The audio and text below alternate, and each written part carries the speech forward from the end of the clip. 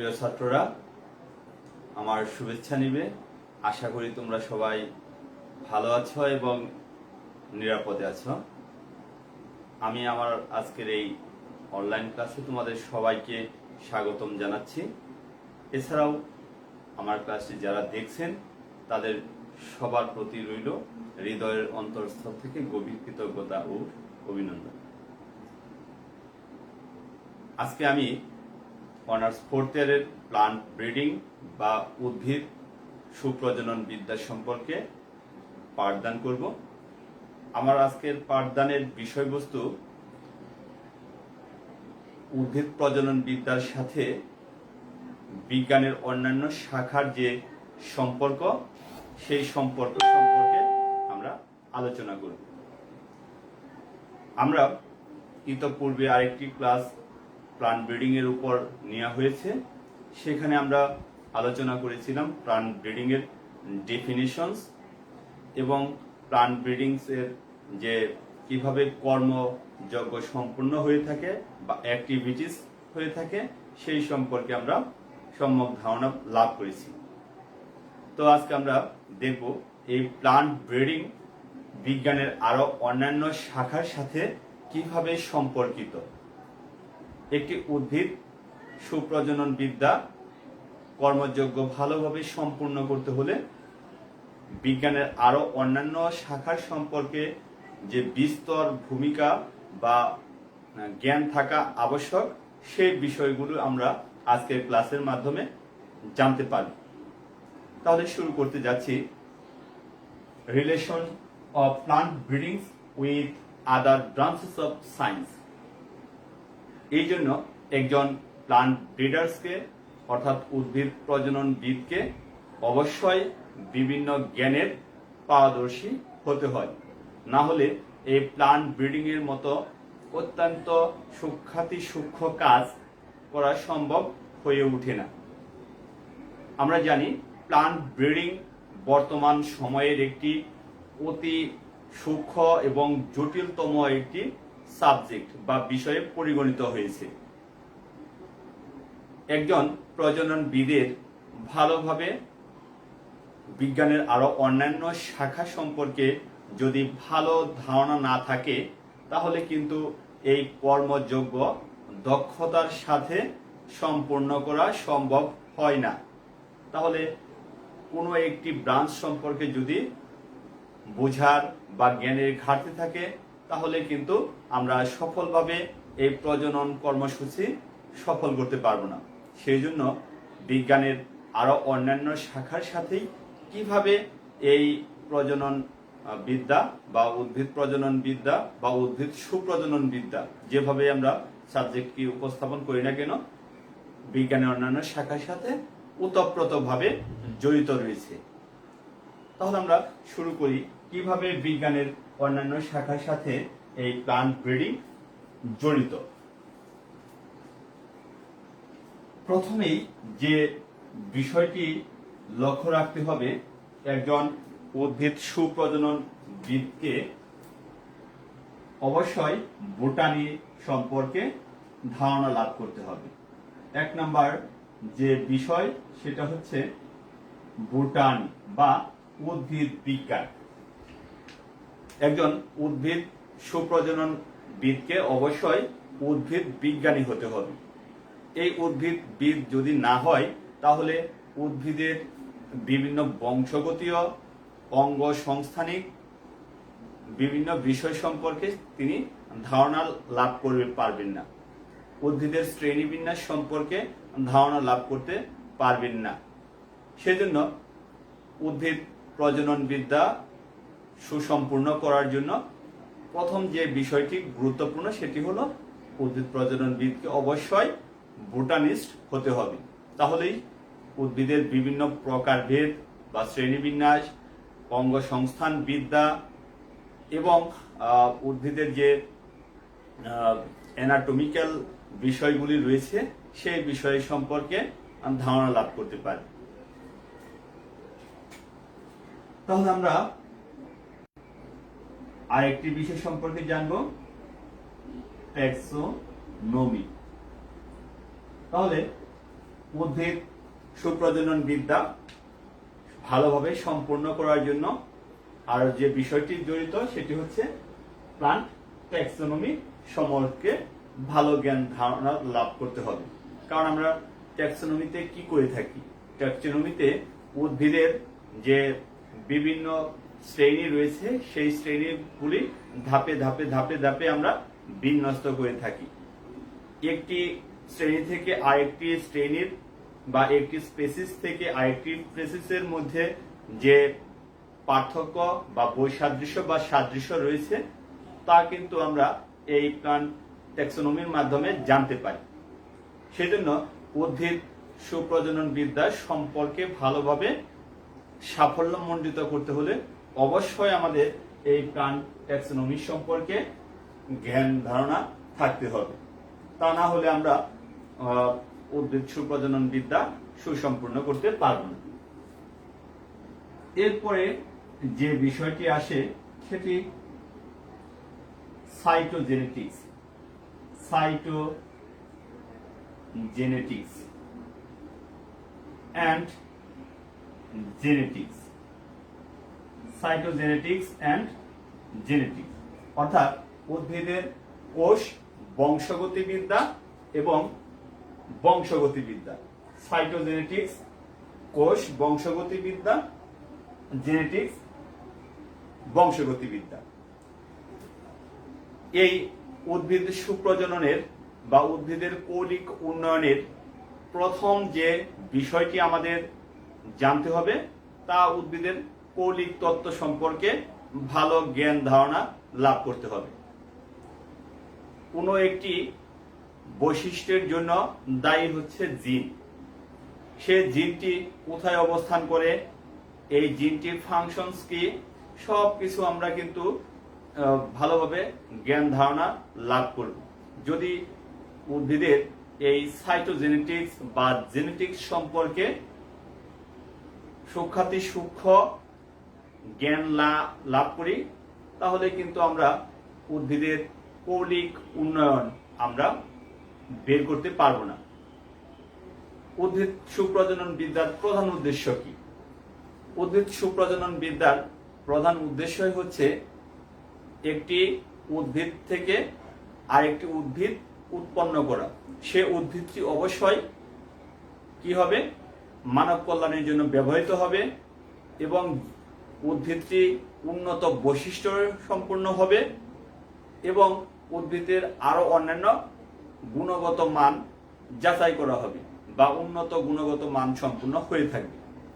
সেই জন্য একজন প্লান্ট ব্রিডারকে বা উদ্ভিদ প্রজননবিদকে কি করতে হবে, এই সাইটোজেনেটিক্স কোষ বংশগতিবিদ্যা এবং বংশগতিবিদ্যা সম্পর্কে পরিপূর্ণ জ্ঞান লাভ করতে পারবে, জ্ঞান থাকতে হবে। তাহলেই কিন্তু একটি উদ্ভিদের প্রকৃত যে কৌলিক উন্নয়ন বা জেনেটিক মেটেরিয়ালসের মাধ্যমে অন্য একটি উদ্ভিদের কৌলিক উন্নয়ন সেটা আমরা করতে পারব। অন্যথায় আমাদের সুপ্রজনন বিদ্যা সম্পূর্ণ হবে না। তাই উদ্ভিদ সুপ্রজনন বিদ্যা সাইটোজেনেটিক্স এবং জেনেটিক্স এর সাথে ওতপ্রোতভাবে জড়িত। এরপরে রয়েছে বায়োকেমিস্ট্রি। বায়োকেমিস্ট্রি অর্থাৎ প্রাণ রসায়ন বিদ্যা। উদ্ভিদ সুপ্রজনন বিদ্যায় বিভিন্ন সময়ে উদ্ভিদের মধ্যে বিদ্যমান বিভিন্ন রাসায়নিক উপাদানের গুণগত মান যাচাই করার প্রয়োজন হয়ে থাকে। এই গুণগত মান যাচাই বা পরীক্ষা নিরীক্ষার জন্য অবশ্যই একজন প্রজননবিদকে বায়োকেমিস্ট হতে হবে। যদি বায়োকেমিস্ট্রি সম্পর্কে ধারণা না থাকে তাহলে কিন্তু উদ্ভিদ সুপ্রজনন বিদ্যার প্রতি ধাপে ধাপে যে উদ্ভিদের কি পরিমাণ গুণগত মান বৃদ্ধি পেল, এই উদ্ভিদের মধ্যে বা উন্নত উদ্ভিদ যে তৈরি করতে যাচ্ছি সেই উদ্ভিদের মধ্যে প্রোটিনের পরিমাণ কত বা অ্যামাইনো অ্যাসিড কি পরিমাণ রয়েছে, কার্বোহাইড্রেটস কি পরিমাণ রয়েছে, কোনো ধরনের টক্সিক সাবস্টেন্স রয়েছে কিনা, এই বিষয়গুলি যাচাই বাছাই করার জন্য আমাদের যে নিয়মিত পরীক্ষা নিরীক্ষা করতে হয়, তার জন্য কিন্তু অবশ্যই এই বায়োকেমিস্ট্রি সম্পর্কে সুস্পষ্ট ধারণা লাভ করতে হবে। সেই জন্য আমরা বলতে পারি এই উদ্ভিদ সুপ্রজনন বিদ্যা বায়োকেমিস্ট্রির সাথে ওতপ্রোতভাবে জড়িত। কারণ একজন বায়োকেমিস্ট্রি বলতে পারেন যে এই উদ্ভিদের মধ্যে এই বিষক্রিয়া উপাদানগুলি রয়েছে, এই বিষক্রিয় উপাদান যদি থাকে তাহলে মানব জাতির জন্য বা জীব জগতের উপর ক্ষতিকর প্রভাব সৃষ্টি করতে পারে। সেই জন্য সেই বিষয়গুলি বিবেচনা করেই কিন্তু উদ্ভিদ সুপ্রজনন বিদ্যা সম্পূর্ণ করা হয়ে থাকে। সেজন্য আমাদের অবশ্যই প্লান্ট বায়োকেমিস্ট্রি সম্পর্কে বা বায়োকেমিস্ট্রি সম্পর্কে সুস্পষ্ট ধারণা লাভ করতে হবে। তাই বায়োকেমিস্ট্রির সাথেও কিন্তু ওতপ্রোতভাবে জড়িত প্লান্ট ব্রিডিং। এরপরে অ্যাগ্রোনমি।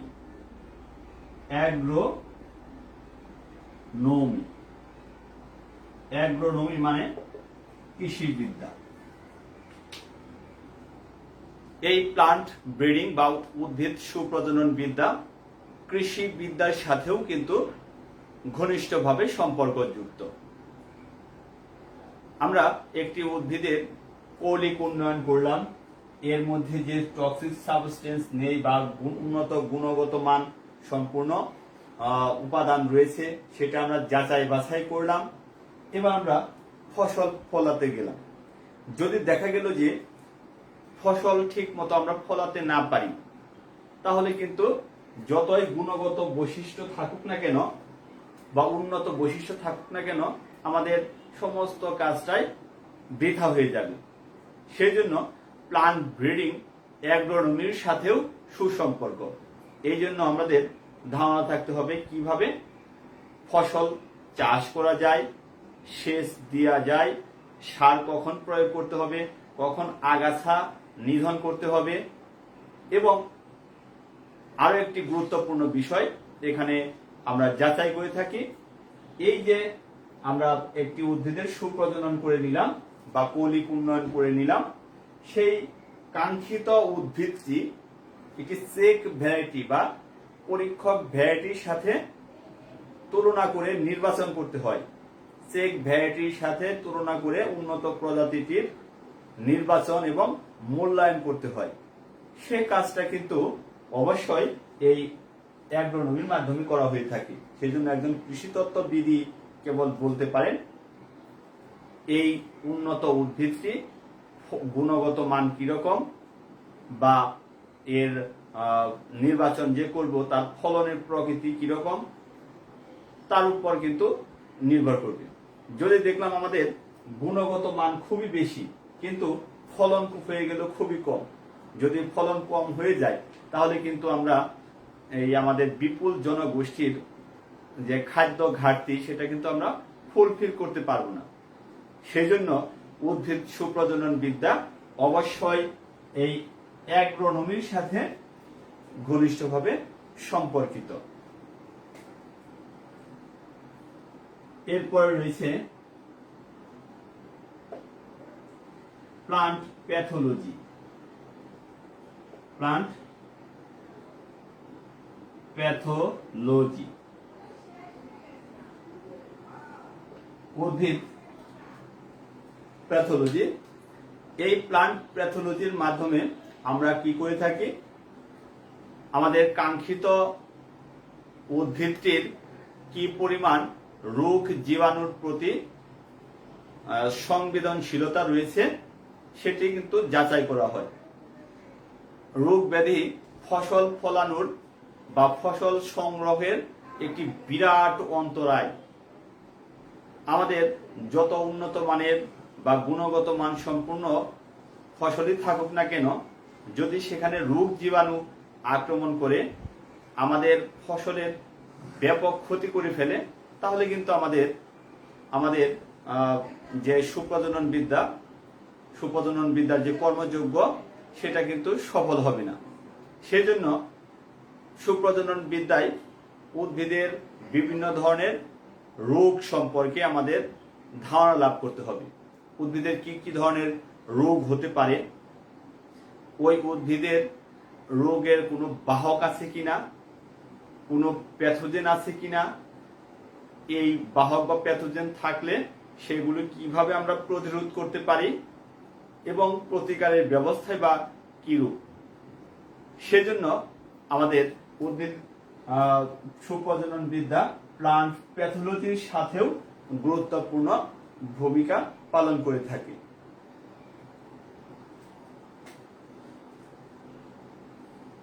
এরপরে এন্টোমোলজি।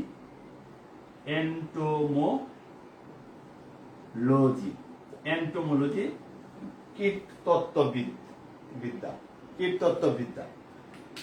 এই যে আমরা বললাম উদ্ভিদের প্যাথোলজি, ঠিক তেমনি উদ্ভিদের মধ্যে বিভিন্ন ধরনের কীট পতঙ্গ রয়েছে যা ফসলের ব্যাপক ক্ষয়ক্ষতি করে থাকে।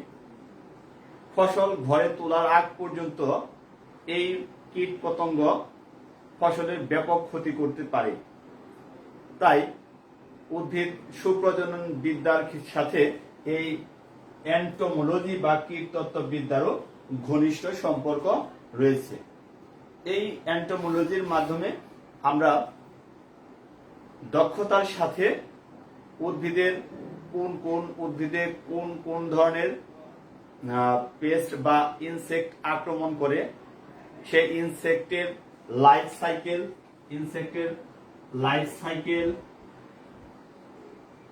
সাইকেল সম্পর্কে ধারণা থাকতে হবে।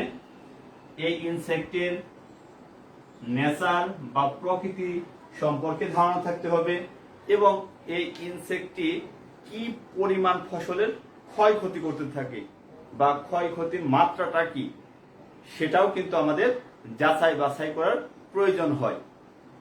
সেই জন্য অবশ্যই এই এন্টোমোলজির সাথে প্লান্ট ব্রিডিং ওতপ্রোতভাবে জড়িত। তো আমাদের সব কিছু হয়ে গেল, ফসলের গুণগত মান ঠিক আছে, ফলনের পরিমাণও বেশি, কিন্তু সেই ফসলটি বা সেই ক্রপটি কীট পতঙ্গের প্রতি খুবই সংবেদনশীল, তাহলে কিন্তু কোনো লাভ হবে না, কারণ কীট পতঙ্গ সমস্ত ফসল নষ্ট করে ফেলবে। সেজন্য উদ্ভিদ প্রজনন বিদ্যার সাথে এই এন্টোমোলজির বিষয়টিও গুরুত্বপূর্ণ। এরপরে ব্যাকটেরিওলজি।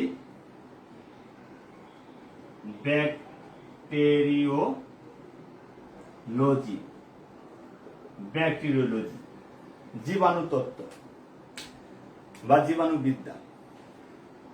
আমরা জানি ব্যাকটেরিয়া যেমন আমাদের অনেক গুরুত্বপূর্ণ উপকার করে, তেমনি অপকারও করে থাকে।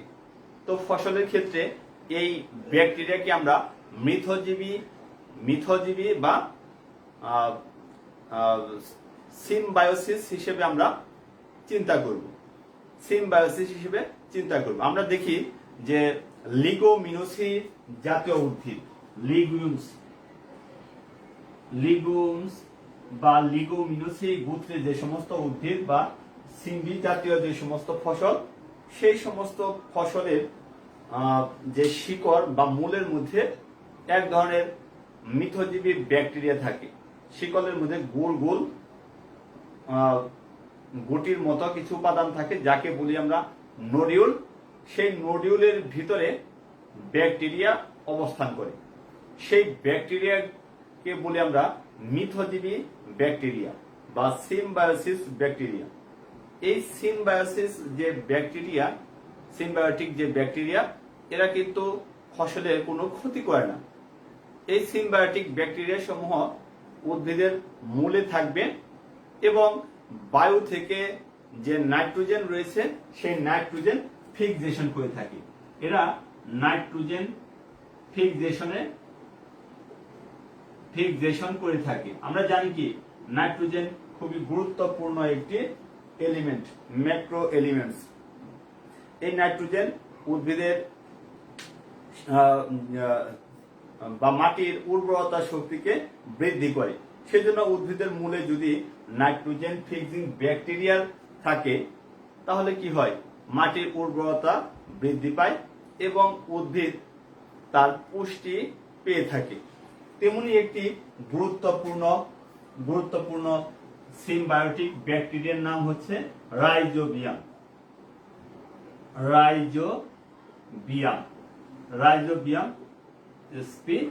এই রাইজোবিয়াম প্রজাতিটি লিগোমিনেসি জাতীয় উদ্ভিদের নডিউলে বা মূলের যে নডিউল সেখানে নাইট্রোজেন ফিক্সেশনের জন্য দায়ী।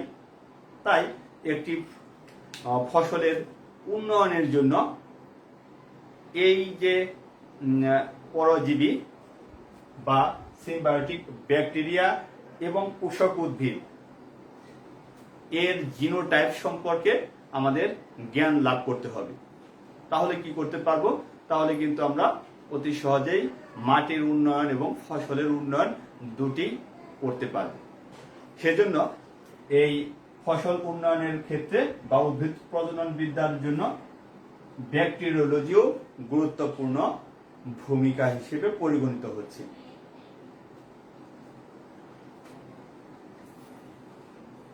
এরপরে যে বিষয়টি বায়োমেট্রি, জীবমিতি, বায়োমেট্রি বা জীবমিতি সম্পর্কে ধারণা। আমরা একটি উদ্ভিদের সুপ্রজনন করে ফেললাম, সেই উদ্ভিদ সুপ্রজনন করার পরে আমরা ফসল পেলাম। এখন যে প্রজননবিদ বা উদ্ভিদ সুপ্রজননবিদ তাকে অবশ্যই এই বায়োমেট্রি বা জীবমিতি সম্পর্কে ধারণা লাভ করতে হবে। কেন নয়, কারণ একজন বায়োমেট্রি বিষয়ে যদি জ্ঞান না থাকে তাহলে দুই বা ততোধিক ফসলের মধ্যে যে ফলনের মান বা পরিমাণ সেটা যাচাই বাছাই করতে পারবো না। সেই জন্য যে উৎপাদিত উন্নত বৈশিষ্ট্যের উদ্ভিদটি কি রকম ফলন দেয়, কি পরিমাণ ফলন ফলে থাকে, তার জন্য আমরা সবসময় যাচাই বাছাই করে থাকি। সেই জন্য অবশ্যই আমাদের বায়োমেট্রি সম্পর্কেও ধারণা লাভ করতে হবে। বায়োমেট্রিতে বিভিন্ন ধরনের প্লট রয়েছে বা ডিজাইন রয়েছে, সেই ডিজাইন সম্পর্কে ধারণা থাকতে হবে। তাহলে বায়োমেট্রি আমাদের বিভিন্ন এক্সপেরিমেন্টাল যে ডিজাইন বা প্লট, সেই প্লট ডিজাইন সম্পর্কে ধারণা থাকতে হবে। আমাদের ডাটা কালেকশন, আমরা কিভাবে ডাটা কালেকশন করব সেটা সম্পর্কে ধারণা থাকতে হবে। এবং ডাটা কালেকশন করলেই হবে না, এই ডাটাকে আবার অ্যানালাইসিস করতে হবে, অ্যানালাইসিস মানে বিশ্লেষণ করতে হবে। এছাড়াও একটি আমাদের অনুকল্প বা হাইপোথেসিস দাঁড় করাতে হবে। আমাদের হাইপোথেসিস বা অনুকল্প দাঁড় করাতে হবে। এই জন্য একজন প্লান্ট ব্রিডারকে বা উদ্ভিদ সুপ্রজননবিদকে অবশ্যই এই বায়োমেট্রি বা বায়োস্ট্যাটিস্টিক্স সম্পর্কে সুস্পষ্ট ধারণা থাকতে হবে। যদি সুস্পষ্ট ধারণা না থাকে তাহলে কিন্তু তার এই প্লটের ডিজাইন, ডাটা কালেকশন কিভাবে করতে হয়, কিভাবে ফসলের অ্যানালাইসিস করতে হয় বা কিভাবে একটি হাইপোথেসিস দাঁড় করাবো সে বিষয় সম্পর্কে তার জ্ঞান বা ধারণা থাকবে না। তার এই সম্পর্কে ধারণা অবশ্যই থাকতে হবে।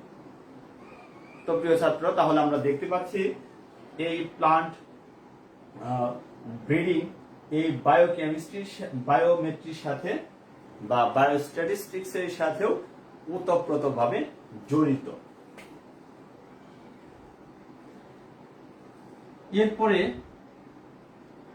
আরো একটি বিষয় রয়েছে যেটি বর্তমান ফসল উন্নয়নের জন্য খুবই গুরুত্বপূর্ণ একটি প্রযুক্তি হিসেবে পরিগণিত। এই প্রযুক্তিটি অতি সূক্ষ্ম এবং খুবই ইফেক্টিভ একটি প্রযুক্তি, সেই প্রযুক্তিকে আমরা বলে থাকি বায়োটেকনোলজি। বায়োটেকনোলজি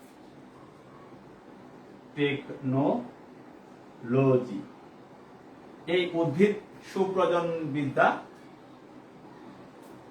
বায়োটেকনোলজির সাথে গুরুত্বপূর্ণ ভূমিকা পালন করে, কারণ বায়োটেকনোলজির সাথেও এই প্লান্ট ব্রিডিং ওতপ্রোতভাবে জড়িত। বায়োটেকনোলজি কি? আমরা বিভিন্ন ধরনের টেকনোলজি বর্তমানে দেখতে পাই, যেমন একটি সেলফোন, কম্পিউটার, এই সব কিছুই কিন্তু একটি টেকনোলজির মাধ্যমে সৃষ্টি হয়েছে। তো বায়োটেকনোলজি আবার কি? বায়ো শব্দের অর্থ হচ্ছে লাইফ, টেকনোলজি মানে প্রযুক্তি, অর্থাৎ জীবন সম্পর্কিত প্রযুক্তি। যে প্রযুক্তিতে জীবন জড়িত তাকেই বলবো আমরা বায়োটেকনোলজি। অর্থাৎ আমরা কোনো অণুজীব বা উদ্ভিদ বা প্রাণী ব্যবহার করে উন্নত ধরনের উদ্ভিদ, প্রাণী বা অণুজীব ব্যবহার করব এবং তৈরি করব এবং মানব কল্যাণে সেটা ব্যবহার উপযোগী হবে, সেই ধরনের প্রযুক্তিকেই বলা হয়ে থাকে বায়োটেকনোলজি। তো অনেক ধরনের বায়োটেকনোলজি আমরা নাম শুনে থাকি, যেমন টিস্যু কালচার। টিস্যু কালচার কিন্তু একটি বায়োটেকনোলজি। ওকে, তারপর ক্লোন, তারপরে আমরা বলে থাকি বিভিন্ন ধরনের হরমোন উৎপাদন প্রযুক্তি। এই সব কিছুই কিন্তু বর্তমানে বায়োটেকনোলজির মাধ্যমে সম্ভব হয়েছে। তাই উদ্ভিদের কৌলিক যে পরিবর্তন, সে উদ্ভিদের কৌলিক পরিবর্তন বা জেনেটিক্যাল যে পরিবর্তন, মলিকুলার লেভেলে আণবিক পর্যায়ে যদি আমরা চিন্তা করি, তাহলে এই বায়োটেকনোলজির মাধ্যমেই কিন্তু সফল করা যায়। তো উদ্ভিদের বিভিন্ন ধরনের কৌলিক পরিবর্তন বা জেনেটিক্যাল পরিবর্তনগুলো আমরা এই বায়োটেকনোলজি ব্যবহার করে অতি সহজেই করতে পারি। সেজন্য উদ্ভিদ সুপ্রজনন বিদ্যার ক্ষেত্রে এই প্লান্ট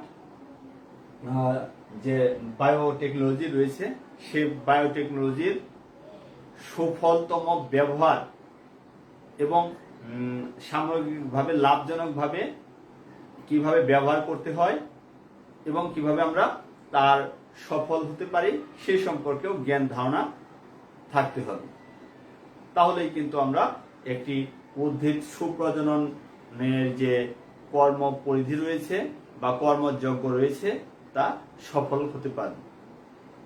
তো প্রিয় ছাত্ররা, তো আমরা দেখতে পেলাম এই যে প্লান্ট ব্রিডিং যে জীবের বা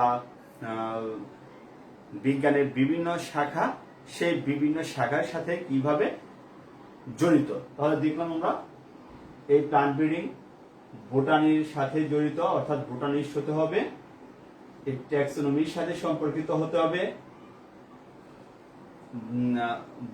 সাইটোজেনেটিক্স এন্ড জেনেটিক্স সম্পর্কে ধারণা থাকতে হবে, বায়োকেমিস্ট্রি সম্পর্কে ধারণা থাকতে হবে, অ্যাগ্রোনমি সম্পর্কে ধারণা থাকতে হবে, প্লান্ট প্যাথোলজি সম্পর্কে ধারণা থাকতে হবে, রূপতত্ত্ব সম্পর্কেও ধারণা থাকতে হবে, বা এদের সাথে সম্পর্কিত ব্যাকটেরিওলজি হতে হবে, বায়োমেট্রি সম্পর্কে ধারণা থাকতে হবে। এই যে বিভিন্ন বিষয় রয়েছে, এই বিষয়গুলির কোনোটাই কিন্তু আমরা খাটো করে দেখব না। যদি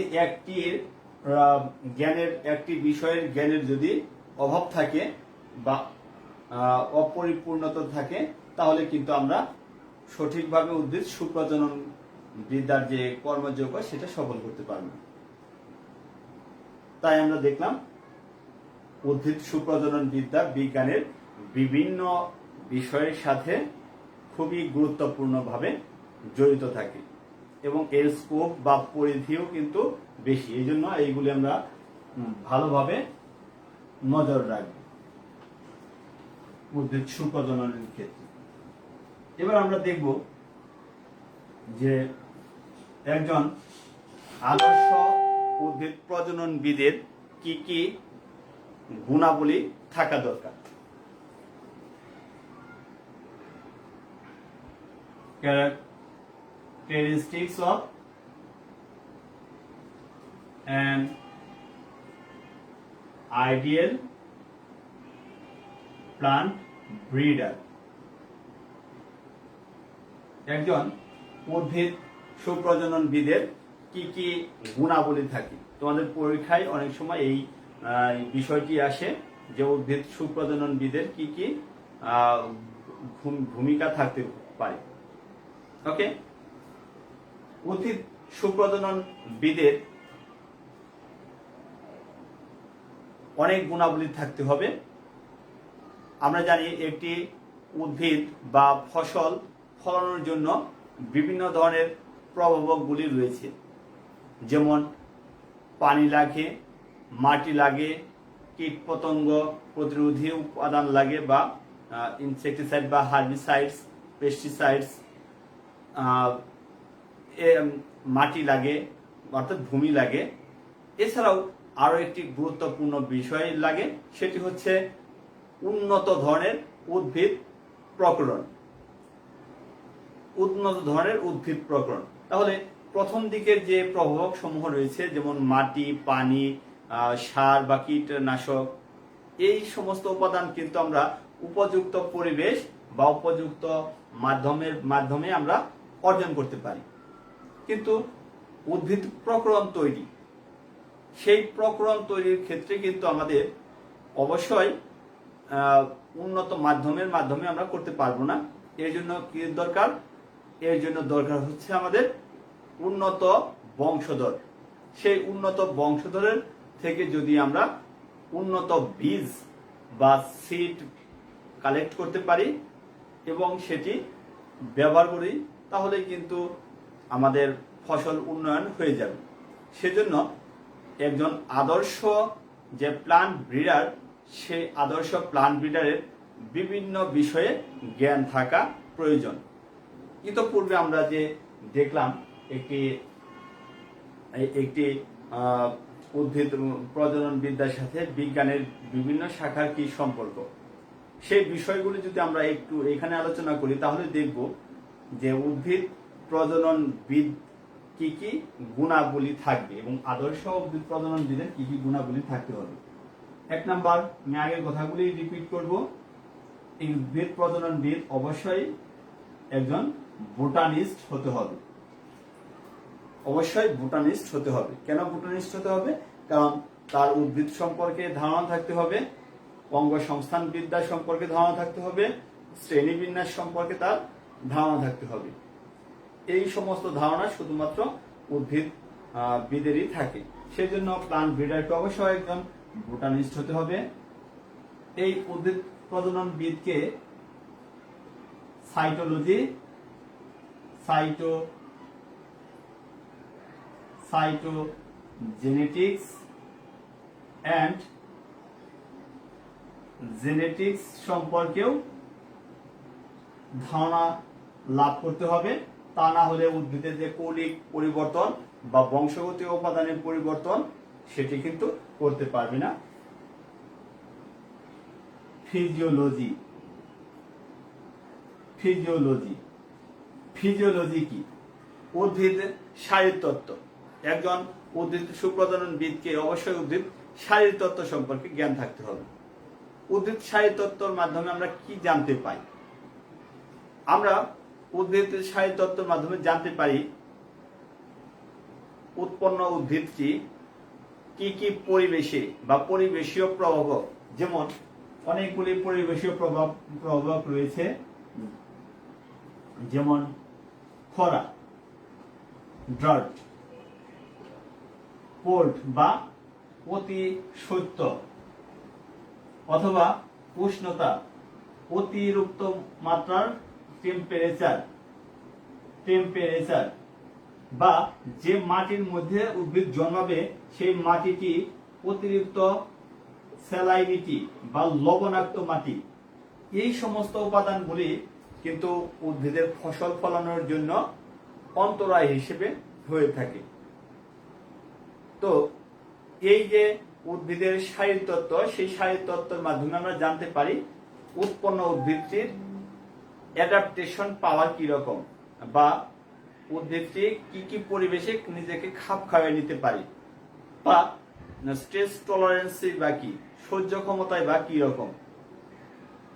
একটি উদ্ভিদের যদি স্ট্রেস টলারেন্স বা অ্যাডাপ্টেশন পাওয়ার খুবই কম থাকে, তাহলে কিন্তু সেই উদ্ভিদটি নিয়ে আমরা ভালো ফসল ফলাতে পারবো না, কারণ সে তার অ্যাডাপ্টেশন ক্যাপাসিটি নাই, সে সেখানে সার্ভাইভ করতে পারবে না। সেজন্য একজন প্লান্ট ব্রিডারকে অবশ্যই এই ফিজিওলজি, প্লান্ট ফিজিওলজি সম্পর্কে ধারণা থাকতে হবে এবং তাকে বুঝতে হবে যে এই ফসলটি বিভিন্ন পরিবেশীয় যে প্রভাবক রয়েছে সেই প্রভাবকের সাথে নিজেকে খাপ খাইয়ে নিতে পারে কি পারে না।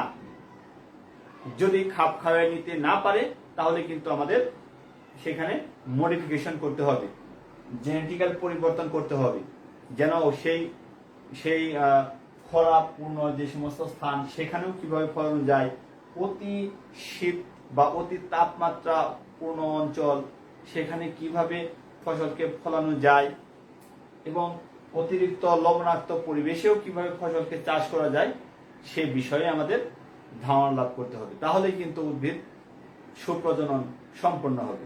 ওকে,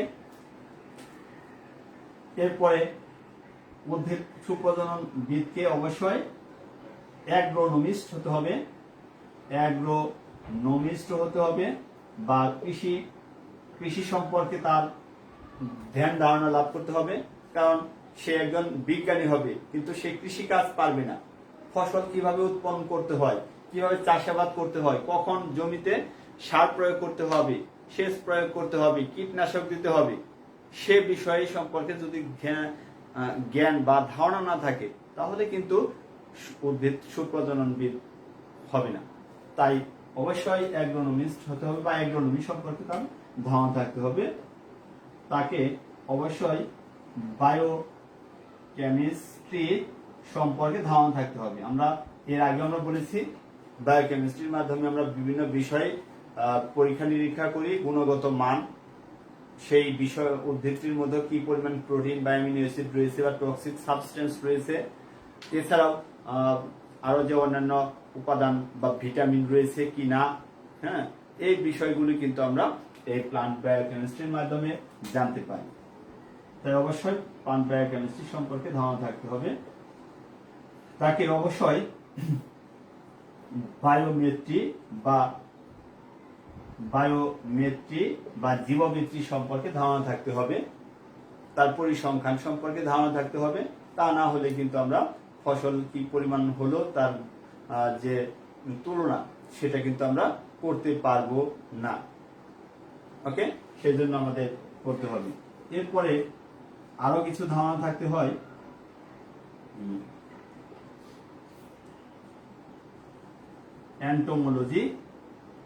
অ্যান্টোমোলজি বা কীটতত্ত্ব সম্পর্কে ধারণা থাকতে হবে।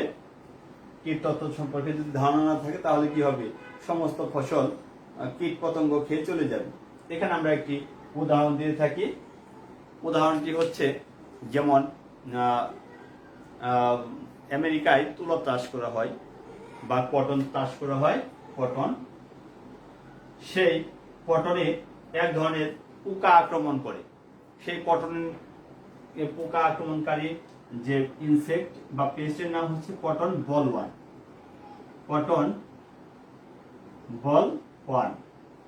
এই কটন বলওয়ার্ম কি করে থাকে, কটন গাছ বা তুলা গাছের ব্যাপক ক্ষয়ক্ষতি করে থাকে। এই জন্য কৃষিবিদরা বা যারা চাষি তারা কি করে, এই কটন বলওয়ার্ম পোকাকে প্রতিরোধ করার জন্য প্রচুর পরিমাণে ইনসেক্টিসাইড ব্যবহার করে থাকে। এতে আর্থিকভাবে তারা ক্ষতিগ্রস্ত হয়। এছাড়াও এই যে ইনসেক্টিসাইড সমূহ ব্যবহার করছে সেগুলি পরিবেশের জন্য কিন্তু ক্ষতিকর, পরিবেশের ব্যাপক ক্ষতি করে থাকে।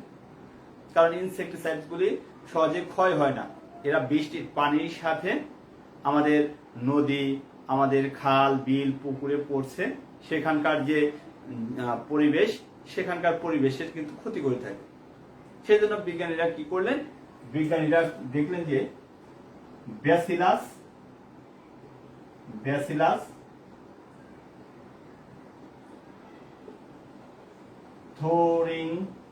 থুরেনজিয়েন্সিস। ব্যাসিলাস থুরেনজিয়েন্সিস একটি ব্যাকটেরিয়া। সেই ব্যাকটেরিয়া থেকে একটি জিন কালেক্ট করলেন, তাকে বলা হয় বিটি জিন। সেই বিটি জিন কালেক্ট করলেন কোথা থেকে? ব্যাসিলাস থুরেনজিয়েন্সিস থেকে। এই ব্যাসিলাস থুরেনজিয়েন্সিস থেকে বিটি জিন এনে তারা এই কটন উদ্ভিদের মধ্যে স্থাপন করলেন, কটন উদ্ভিদের কোষের মধ্যে। এবং যে কটন গাছটি হলো সেটা কিন্তু একটি উফশী জাতের কটন গাছ।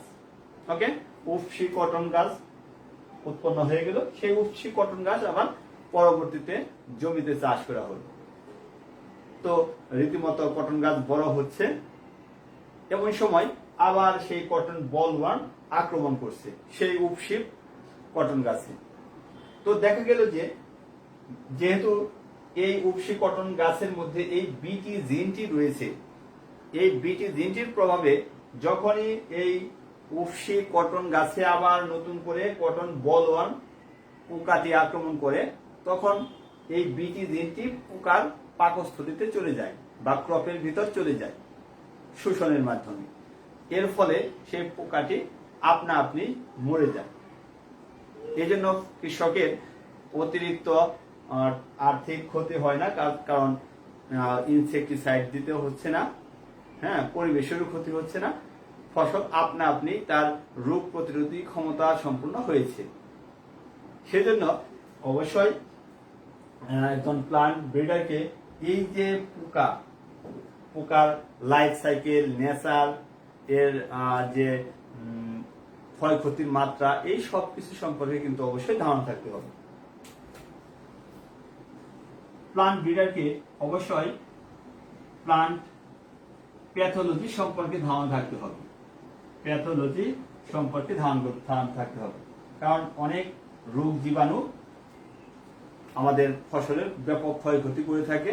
সেজন্য আমাদের প্লান্ট প্যাথোলজি সম্পর্কে ধারণা থাকতে হবে। আমাদের অবশ্যই বায়ো টেকনোলজি সম্পর্কে ধারণা থাকতে হবে। তাহলে আমরা কিন্তু এই সমস্ত কাজ কিন্তু এই বায়োটেকনোলজির মাধ্যমে করা হয়। এই যে উদ্ভিদের কৌলিক উন্নয়ন করলাম, উফশী জাতের ফসল উৎপাদন করলাম, সেটা কিন্তু অবশ্যই এই বায়োটেকনোলজির মাধ্যমে করা হয়ে থাকে। এরপরে আমাদের একজন আদর্শ উদ্ভিদ প্রজননবিদের যে জ্ঞানটি থাকা দরকার, সেটি হচ্ছে পাবলিক ডিমান্ড এবং নেসেসিটি। ডিমান্ড এবং নেসেসিটি সম্পর্কে ধারণা থাকতে হবে।